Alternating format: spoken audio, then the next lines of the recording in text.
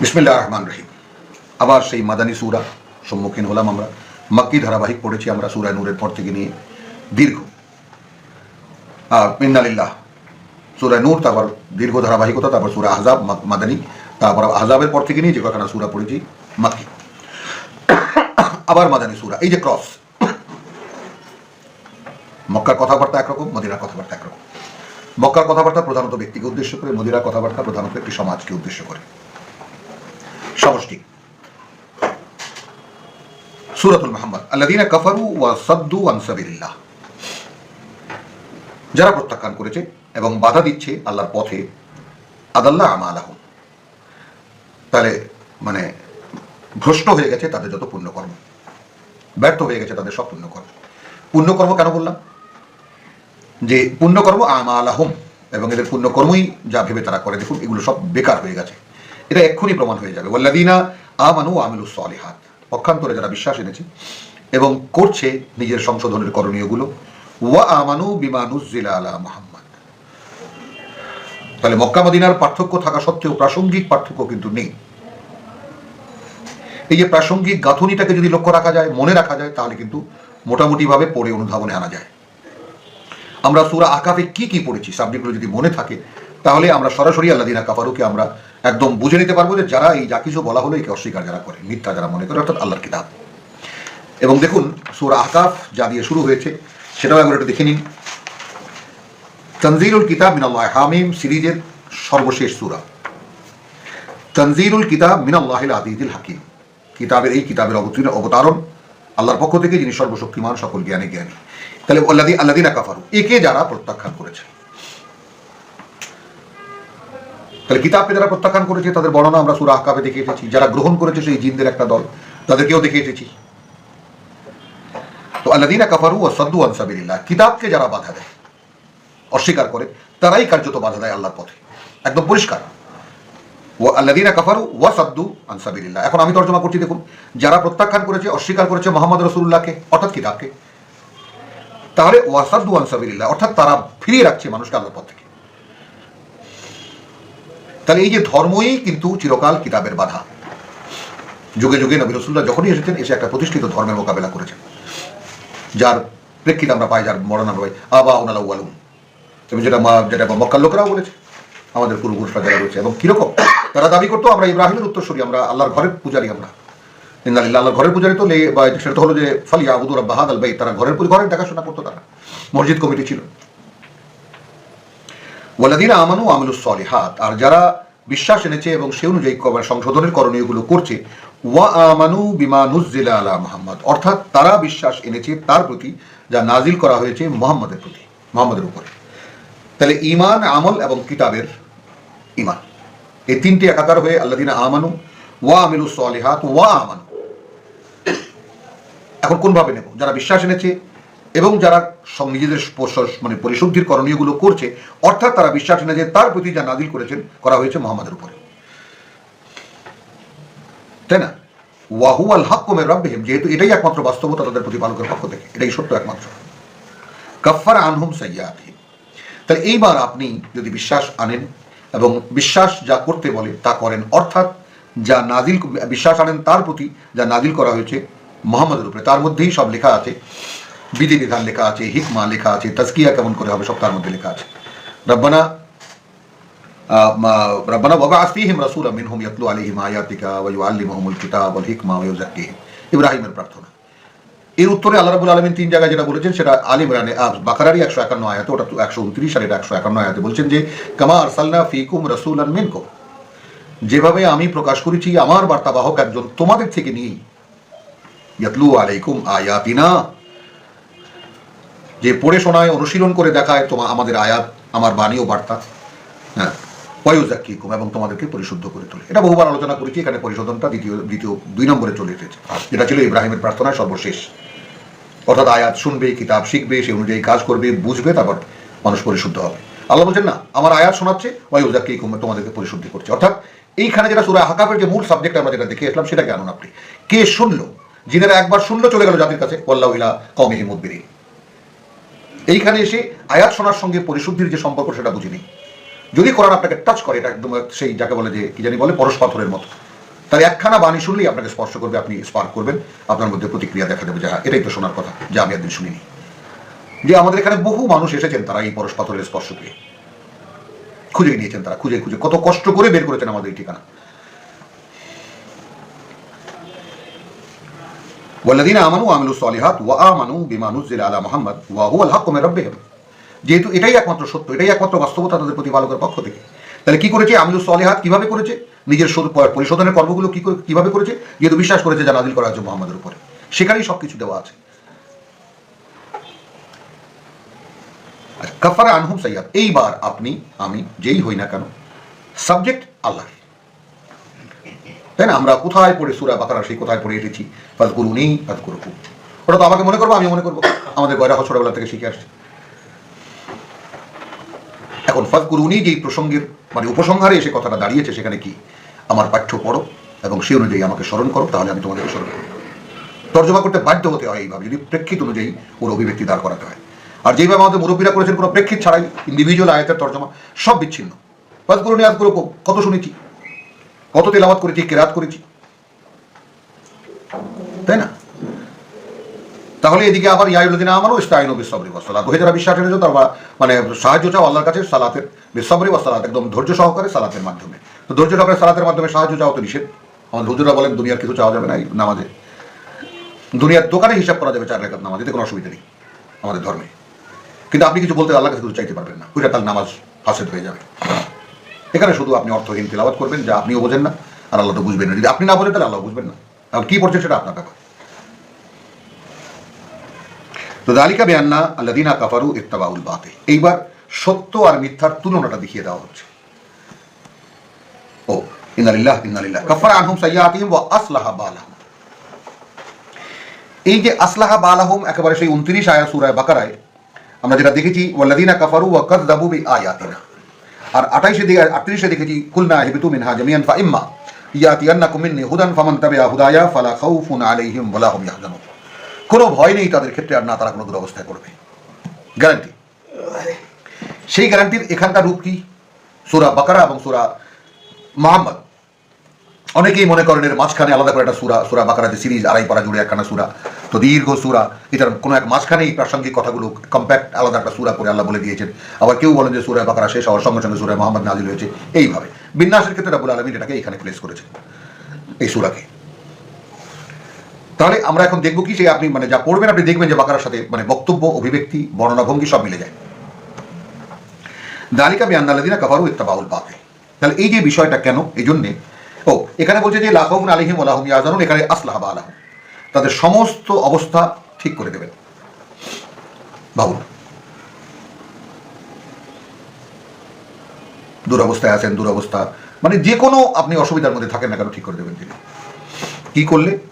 যদি আপনি বিশ্বাস আনেন সে অনুযায়ী যা মুহাম্মদ রূপে নাযিল করা হয়েছে, যেহেতু এটাই সত্য একমাত্র বাস্তবতা তাদের প্রতিপালকের পক্ষ থেকে, তাহলে কি হবে? এই অনুযায়ী আমালুস সালিহাত। তবে আর প্রথম আয়াত আল্লাযীনা কাফারু ওয়া সাদ্দু আন সাবিলিল্লাহ, যারা প্রত্যাখ্যান করেছে মুহাম্মদকে, অর্থাৎ তারা বাধা দিচ্ছে মানুষকে আল্লাহর পথ থেকে ফিরিয়ে রাখছে মানুষকে আল্লাহর পথ থেকে। দাল্লু আমালাহুম আদাল্লা আমালাহুম, ভ্রষ্ট হয়ে গেছে তাদের সমস্ত পুণ্যকর্ম, অর্থহীন হয়ে গেছে পুণ্যকর্ম। তাহলে এখানে যালিকা বিআন্না আল্লাযীনা কাফারু ইত্তাবাউল বাতিল, কেন এখানে এসে মিলান 1 নম্বর আয়াতের মূল তত্ত্বকে, যেহেতু আদাল্লা আমালাহুম, কেন হয়েছে তাদের সমস্ত পুণ্যকর্ম মানে ফলহীন হয়ে গেছে কেন? এই জন্যে যে তারা অনুসরণ করেছে বাতিলের, মিথ্যা। তাহলে এখানে একদম প্রাসঙ্গিক কথাটা এইভাবে বলা যে কোরআন ছাড়া বাকি যা আছে সবই মিথ্যা, একদম স্পেসিফাইড ব্যাপারটা। নাজ্জালা নুজ্জিলা আলা মুহাম্মদ ওয়া আমানু বিমা নুজ্জিলা আলা মুহাম্মদ ওয়া হুয়াল হাক্কু মির রাব্বিহিম, একমাত্র সেটাই সত্য তাদের প্রতিপালকের পক্ষ থেকে। কাফারা আনহুম সাইয়্যাত, এবার আপনি আল্লাহর সাবজেক্ট, অতএব আপনার ভিতরে যত মন্দ আছে সেগুলো তিনি দূর করে দেবেন এবং আপনার সমস্ত দুরবস্থা ঠিকঠাক করে দেবেন। এর গ্যারান্টি। যালিকা বিআন্নাহুম, এটা হবে এই কারণে যে আল্লাযীনা কাফারু, যারা এই বিমা নুজ্জিলা আলা মুহাম্মদ একে যারা অস্বীকার করে, তারা ইত্তাবাউল বাতিল, তারা অনুসরণ করে, মেনে চলে মিথ্যাকে। ওয়া আন্না আল্লাযীনা আমানু ইত্তাবাউল হক, অপরদিকে যারা বিশ্বাস এনেছে তারা অনুসরণ করছে সত্যের, মিন রাব্বিহিম, যা সরাসরি তাদের প্রতিপালকের পক্ষ থেকে, কেউ নেই মাঝখানে। এখানে একেবারে মানে সাইড করে দিলেন আল্লাহ রসুলকে। দেখুন একটু খেয়াল করুন ব্যাপারটা, রসুলকে সামনে আনলেন না। যেমন এই বিষয়টা সূরা আল ইমরানে যেমন দেখানো হলো ব্যাপারটা, সেটাও একটু দেখে নিই যে রব্বানা ইন্নানা ওয়াইদ ক্বাল ফালাম্মা আহাসা ঈসা, আয়াত 52 সূরা আল ইমরান, ফালাম্মা আহাসা ঈসা মিনহুমুল কুফরা, কাফারু শব্দটি ওখান থেকে নিয়ে আসুন এখানে। যখন অনুমান করলো মুসা, ধারণা করতে পারলো, বুঝতে পারলো, আশঙ্কা করলো ঈসা তাদের পক্ষ থেকে অর্থাৎ বনী ইসরায়েলের সমগ্র আলেম উলেমা মিলে একদম মানে তারা সামাজিকভাবে তাকে বয়কট করবে, অস্বীকার করবে, ক্বালা মান আনসারি ইলাল্লাহ, এই ইহুদিবাদ ভেঙে খ্রিস্টবাদের উৎপন্ন হলো। যখন দেখা গেল যে একদম ইহুদি যারা ঘোষণা করেছে তারা তাকে নিচ্ছেই না, তিনি বনী ইসরায়েলেরই লোক, তাদেরকে শোধরাবার জন্যই তিনি এসেছিলেন, কিন্তু সেই ইহুদিরাই যখন তাকে গ্রহণ করলো না, ততদিনে তারা ইহুদি ধর্ম বানিয়েছে, ইহুদি হয়ে গেছে, তারা ইহুদি নামে কোনো জাতি আল্লাহ তৈরি করেননি, সব নিজে। খ্রিস্টান নামেও কোনো জাতির নাম আল্লাহ দেননি, সবাই নিজে নিজে ধারণ করা। হ্যাঁ, যেমন মুসলমান, আমরা মুসলমান বলি, মুসলিম বলি, সেটাও আমাদের ধারণ করা নাম এই কারণে যে মুসলিম বলতে আল্লাহতে সম্পূর্ণ সমর্পিত বোঝায়, আমরা তো তা নই, তাহলে সেই নামটা আমাদের ব্যবহারটাও অবৈধ। ফালাম্মা আহাসা ঈসা মিনহুমুল কুফরা ক্বালা, সে বলল, তখন ডাক দিল, মান আনসারি ইলাল্লাহ, কে আমার সাহায্যকারী আল্লাহর দিকে, অর্থাৎ আমি চলেছি আল্লাহর দিকে, কে আমার সাহায্যকারী। ভাবুন, অর্থাৎ একজন রাসূল ডাক দিচ্ছেন সাধারণে যে আমি চলেছি আল্লাহর দিকে, কে আমার সাহায্যকারী। ক্বাল হাওয়ারিয়ুন, এখন বলছে হাওয়ারিরা, এখন হাওয়ারি কারা থাকলো, নাহনু আনসারুল্লাহ, এই যে আনসার নাসারা এখান থেকে শুরু হলো, আমরা আল্লাহ সাহায্যকারী। আমান্না বিল্লাহ, আমরা বিশ্বাস এনেছি আল্লাহর প্রতি, ওয়াশহাদ বিআন্না মুসলিমুন, তুমি সাক্ষী থাকো যে আমরা তার প্রতি সম্পূর্ণ সমর্পিত। কিভাবে? রাব্বানা আমান্না বিমা আনজালতা,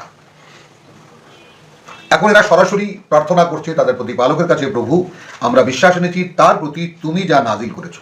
ভাবুন, যার মাধ্যমে নাজিল হলো তিনি কিন্তু সামনে দাঁড়ানো, আগে আল্লাহকে ঘোষণা করছেন তুমি যা নাজিল করেছো তার প্রতি বিশ্বাস এনেছি, তারপর বলছেন ওয়াত্তাবানা আর রাসূল, সে অনুযায়ী আমরা অনুসরণ করছি তোমার বার্তাবাহকের, যেহেতু তুমি বলেছো।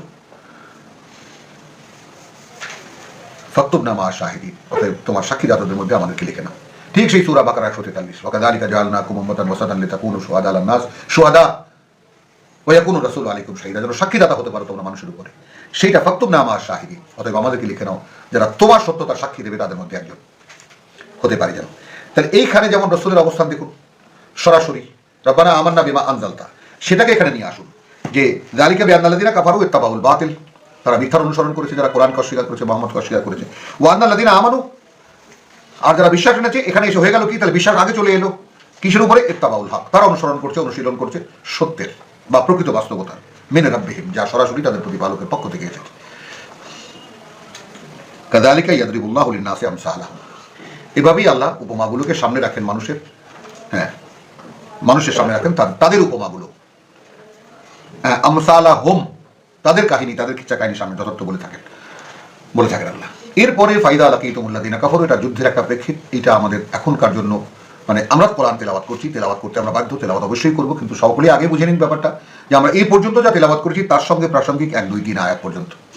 4 নম্বর আয়াত একেবারে উপস্থিত প্রেক্ষিতে মদিনায় যা তখন ঘটছিল তার, ফাইদা লাকিতুমুল্লাযিনা কাফারু ফাদারবা রিকাব, এই যদি তোমাদের অবস্থা হয়, কাফারু বলতে এখন দেখুন তাদেরও পুণ্যকর্ম আছে, আর যারা যা নাজিল করা হয়েছে মুহাম্মদের প্রতি তার যারা অনুশীলন করছে তারা আমান, এখন এই তারা যা এই মুহাম্মদের প্রতি যা নাজিল করা হয়েছে তা যারা বিশ্বাস করে না তারাই কাফারু। এখন এই কাফারুদের মুখোমুখি যখন হবে ফাদারবা রিকাব, একদম গর্দানে মারবে,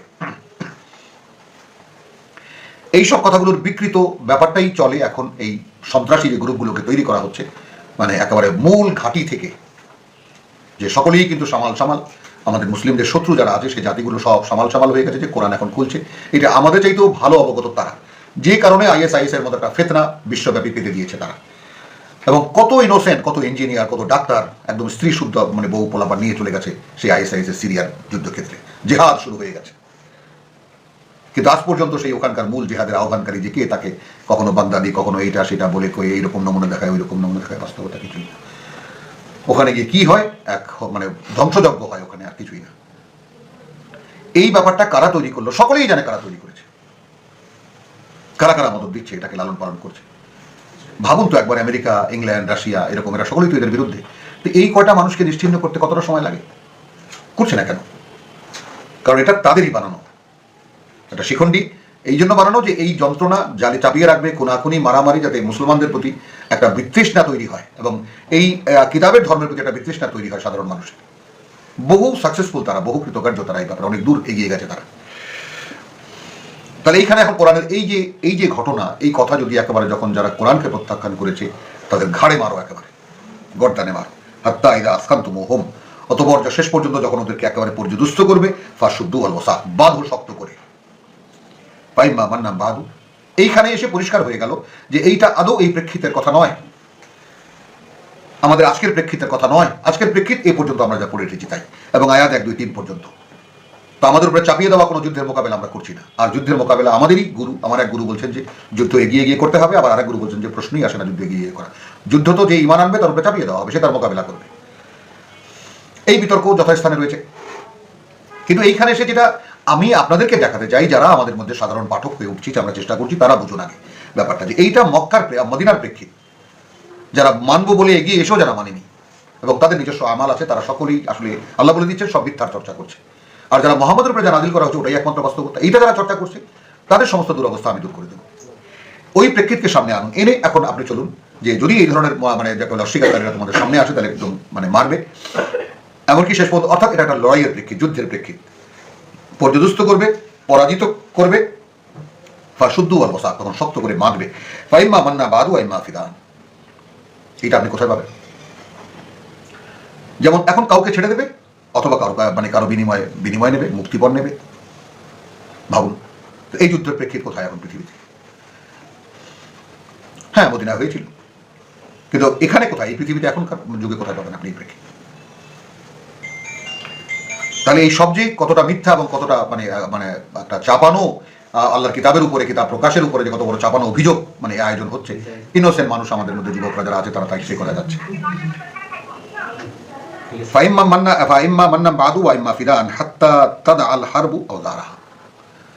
যে পর্যন্ত না যুদ্ধ তার অস্ত্র রেখে দেয়। ভাবুন কথার ধরনটা দেখুন, হাত্তা তাদা আল হারবু, একদম নামিয়ে রাখে যুদ্ধ, আওদারাহা, তার সমস্ত অস্ত্রপাতি, অর্থাৎ যুদ্ধ বিরতি নয়, একেবারে যুদ্ধের অবসান। যালিকা, এটাই হতে হবে, ওয়ালাউ ইয়াশা আল্লাহু লাম তাসারা মিনহুম, যদি চাইতেন আল্লাহ নিজেই প্রতিশোধ নিতে পারতেন তাদের থেকে, ওয়ালাকিন লিয়াবলুয়া, কিন্তু তিনি পরীক্ষা করতে চান, বাদাকুম বিবাদিন, তোমাদের একদলকে দিয়ে আর একদলকে। মানুষই সব, যারা মানছে তারাও মানুষ, যারা মানছে না তারাও মানুষ। ওয়াল্লাযীনা কুতিলু ফী সাবিলিল্লাহ, আর যারা নিহত হয়েছে আল্লাহর পথে, ফালান ইউদিল্লা আমালাহুম, তাহলে তাদের যে পুণ্যকর্ম তা কোথাও হারিয়ে যাবে না। প্রথম আয়াতে বলা হচ্ছে আল্লাযীনা কাফারু ওয়া সাদ্দু আন সাবিলিল্লাহ আদাল্লা আমালাহুম, তাদের যত পুণ্যকর্ম কোনো ঠিকানায় পৌঁছেনি, ঠিকানা পায়নি, হারিয়ে গেছে।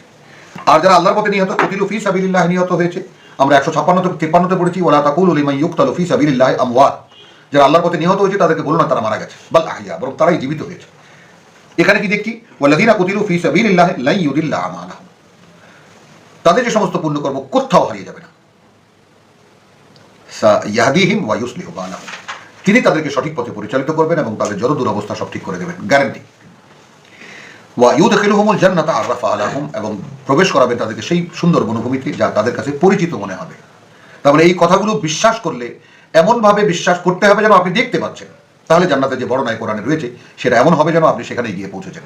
উদাহরণ অনেক রকমের উদাহরণ দিয়েছি এই ব্যাপারটাতে আমি, যে মনে করুন একজনের কাছ থেকে আমার বাড়ির ঠিকানা আপনি নিয়ে আসলেন, সে আপনাকে লিখে দিল, আপনি ফার্ম গেট নামবেন, সেখান থেকে রিক্সায় উঠবেন, বলবেন অমুক জায়গায় যেতে হবে, সেখানে আসবেন, সেখান থেকে বলবেন যে এত নম্বর বাসাটা কোথায়, সেই বাসার মধ্যে প্রবেশ করে জিজ্ঞেস করবেন অমুকে কোথায়, ইত্যাদি ইত্যাদি লেখা রয়েছে কাগজে। আপনি সেই লেখা অনুসরণ করে করে করে করে লোকের জিজ্ঞেস করে আপনি চলে এলেন ঠিকানা মতো। আর এখানে বলছেন সাইয়াহদিহিম ওয়া ইউসলিহু বালাহুম, তিনি নিজে পরিচালিত করবেন তাদেরকে। ওয়া ইউদখিলুহুমুল জান্নাতা আররাফা লাহুম, তাদের কাছে পরিচিত মনে হবে সে জান্নাত। ইয়া আইয়ুহাল্লাযীনা আমানু, ওহে যারা বিশ্বাস এনেছো, ইন তানসুরুল্লাহ ইয়ানসুরুকুম, সুবহানাল্লাহ বিহামদিহি সুবহানাল্লাহিল আযীম, যদি সাহায্য করো আল্লাহকে, তিনি সাহায্য করবেন তোমাদেরকে। ভাবা যায় আমরা আল্লাহকে কি সাহায্য করব? আয়াত 2 পড়ুন, ওয়াল্লাযীনা আমানু ওয়া আমিলুস সালিহাত ওয়া আমানু বিমা নুযিলা আলা মুহাম্মাদ, এর বাস্তবায়ন করুন, এটাই সাহায্য। মানুষকে আল্লাহ রাব্বুল আলামিন তারই বিকল্প হিসেবে, তারই একটা, তিনি তার ইচ্ছাকে মানুষের মধ্যে দিয়েছেন। তাহলে একমাত্র আমিত্ব মানুষের মধ্যে আছে, মানুষ আছে আমিত্ব, জিন এবং ফেরেশতাদের মধ্যেও আমিত্ব আছে। তো সেই আমিত্বের ব্যাপারটা আল্লাহ নিজে যে খেলাফত দিয়েছেন তিনি সেই আমিত্ব, অর্থাৎ তুমি যদি আমি হয়ে থাকো তাহলে আমার কথা আগে শোনো, তুমি তোমার কথা শুনতে চেও না। ব্যাস এইটুকুই কথা। এবং আমি যা বলেছি তার কিতাবে লেখা আছে। তুমি জানো, আমি জানি তুমি চলতে পারো নিজে নিজে, কিন্তু চলতে যেও না, তাহলে তুমি তোমাকে ধ্বংস করে ফেলবে। আমার কথা মতো চললে তোমার অনন্তকালের জীবনে আমি তোমাকে ফিরিয়ে নিয়ে আসবো, আর নাহলে আবর্জনা হিসেবে আগুনে ফেলে দেবো, জ্বলতে থাকবো অনন্তকাল। ইয়া আইয়ুহাল্লাযীনা আমানু ইন তানসুরুল্লাহা ইয়ানসুরকুম ওয়া ইউসাব্বিত আকদামাকুম। যদি সাহায্য করি আল্লাহকে, যদি অনুশীলন করি যা নাযিল করা হয়েছে মুহাম্মদের উপরে, তাহলে তিনি সাহায্য করবেন এবং তিনি আমার চলার পদক্ষেপকে দৃঢ় করে দেবেন। ওয়াল্লাযীনা কাফারু ফাতাসান লাহুম, আর যারা বিশ্বাস করেনি, অস্বীকার করেছে, অগ্রাহ্য করেছে, ধ্বংস অনিবার্য তাদের। ওয়া আদাল্লাহু আমালা, এবং তাদের যত পুণ্যকর্ম, অর্থাৎ কিতাব ছাড়া যত পুণ্যকর্ম সবই বেকার, নিষ্ফল হয়ে গেছে। যালিকা বিআন্নাহুম, এবার দেখুন এটা এই কারণে যে কারিহু মা আনজালাল্লাহ। এখন এর চাইতে পরিষ্কার করে কি বলবেন আল্লাহ? তাদের আদাল্লা আমালাহুম কেন হয়ে গেছে, তাদের সমস্ত পুণ্যকর্ম ভ্রষ্ট হয়ে গেছে। যালিকা বিআন্নাহুম, এটা এই কারণে যে তারা কারিহু মা আনজালাল্লাহ, তারা অপছন্দ করেছে তা যা আল্লাহ নাযিল করেছে। ভাবা যায়? ফাআহবাতা আমালাহুম, এই কারণে তাদের সমস্ত পুণ্যকর্ম বেকার হয়ে গেছে। আলহামদুলিল্লাহ, সূরা মুহাম্মাদের আয়াত 9 পর্যন্ত আমরা তিলাওয়াত করলাম। প্রসঙ্গ একটু পাল্টাবে, এই কারণে আমরা এখানেই স্থগিত করলাম। রাব্বানা আমান্না বিমা আনজালতা ওয়াত্তাবা'না রাসূল ফাকতুবনা মা'আশ শাহিদিন ওয়া মা আলাইনা ইল্লাল বালাগ ওয়া মা তাওফীকি ইল্লা বিল্লাহ।